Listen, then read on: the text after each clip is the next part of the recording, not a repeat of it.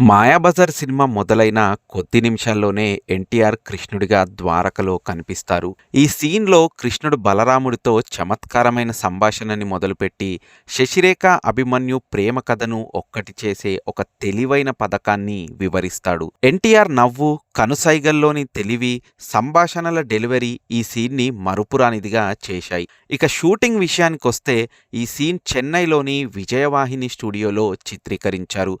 దర్శకుడు కెవి రెడ్డి ఎన్టీఆర్తో కలిసి కృష్ణుడి పాత్రను ఆలోచనాత్మకంగా రూపొందించారు. అయితే ఎన్టీఆర్ గారు తన డైలాగ్ డెలివరీలో చిన్న చిన్న మార్పులు చేసి కృష్ణుడి చమత్కారాన్ని మరింత హైలైట్గా చేశారట. సెట్ డిజైన్లో ద్వారక రాజసాన్ని చూపించేందుకు విలాసవంతమైన ఆభరణాలను, వస్తువులను ఉపయోగించారట. ఇక సినిమాటోగ్రాఫర్ మార్కస్ బట్లే లైటింగ్తో ఎన్టీఆర్ని చాలా సౌందర్యవంతంగా ఎలివేట్ చేసేందుకు ఉపయోగించారు.